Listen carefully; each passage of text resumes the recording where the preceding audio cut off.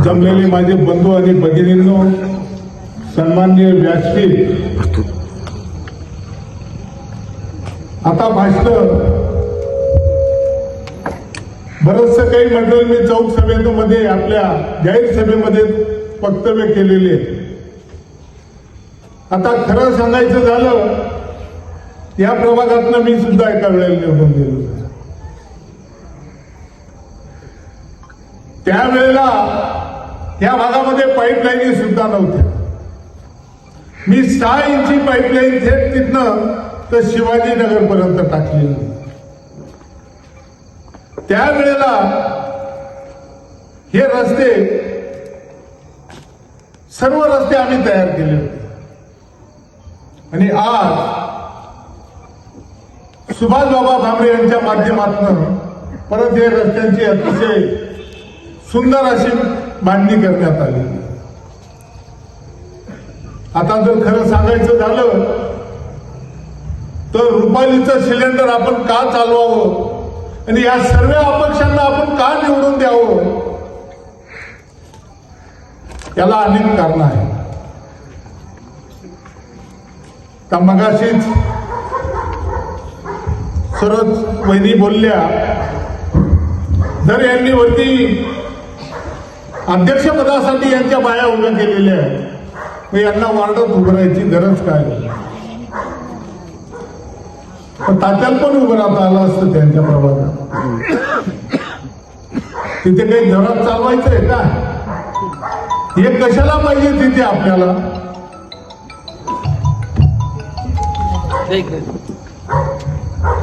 हे कशाला पाहिजे आपल्याला तिथे?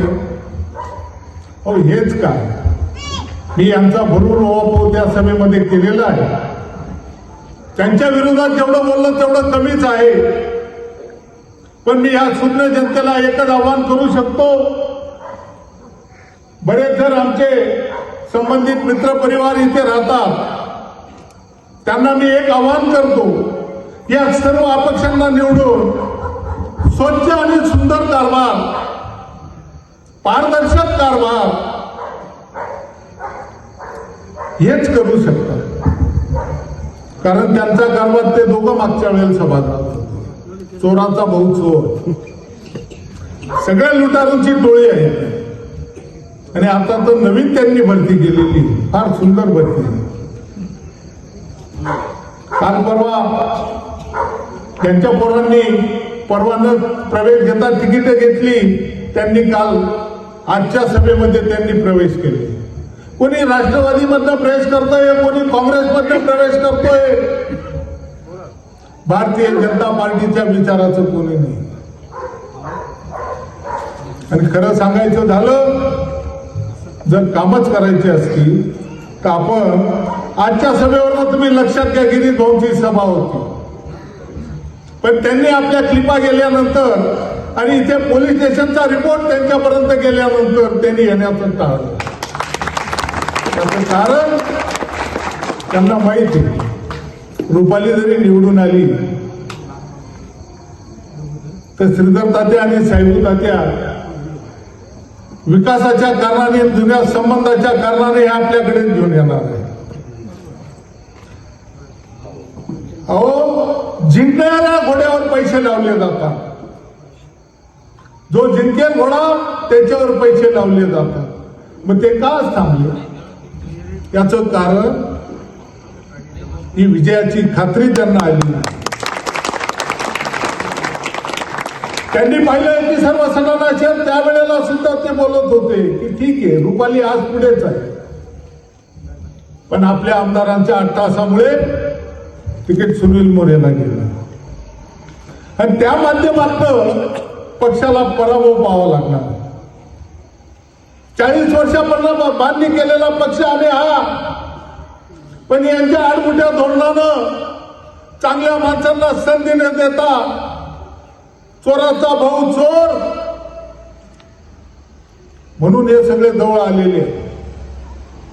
आणि ती नगरपालिका आपला कर सरकारकडे जो आपण पैसे कर रूपाने देतो त्याचा हे सत्यानाश लावतायत, स्वतःचे घर भरतात. त्याच्यामुळे रुपाली शिक्षित आहे, तिला मार्केट कमिटी चालवण्याचा अनुभव आहे, तिने मर्चंट बँक चांगल्या पद्धतीने चालवलेली आहे आणि मिटाऊनच्या माध्यमातून अनेक स्त्रियांना तिने जमा करून अनेक असे उद्योग तयार केलेले. काय पाहिजे? अहो तुमच्याजवळ काय क्वालिटी आहे? एकाच्या बाईला बोलता येत नाही, दुसऱ्याची बाई कसं तरी बोलते आणि हे खाली करून परत एकमेकाच्या विरोधात लढतायत. हा जो पाडला माझी बायको निवडली तर मी एकटा राहणार आहे. हे कशाला उपाध्या पाहिजे? याचा अर्थ असाच होतो, स्वतःच्या स्वार्थासाठी हे आपल्या सगळ्या शहराला फाशीवर द्यायला निघाले. आणि मी इथल्या जनतेला एकच सांगू शकतो, घराघरातनं सगळे ऐकताय. महेशने आता सांगितलं भुयारी गटारी कशा मंजूर होतात. बरोबर आहे, 135 लिटर पाणी लागतं. मी पण 2001 पासून नगरपालिकेचा कारभार बघतो.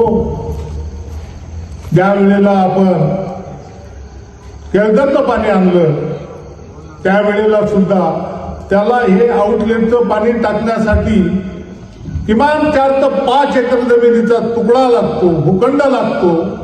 त्याच्यात ते सर्व टाकून तिथून शुद्धीकरण करून ते पाणी शेतकऱ्यांना विकलं जातं. आणि जर ते पाणी आपण हा सगळ्याचा मैला जर कधी नदीत सोडला तर आपल्या नद्या प्रदूषित होतील. हे सगळ्या गोष्टी घडतात. त्याच्यामुळे त्याला त्याच्यासाठी भूखंड लागतो. आम्ही त्यावेळेला पण फार फिरलो. आम्ही इकडनं केळदरचं काम चालू केलं होतं. तर त्यावेळेला जरी ती 4-5 एकर जमीन मिळाली असती तर आम्ही तो प्लॅन तिथे तयार करून इकडनं का असे ना आता जरी ही पाईपलाईन झाली तरी पण 135 लिटर पर मॅच पाणी गेल्याशिवाय मंजूरच होत.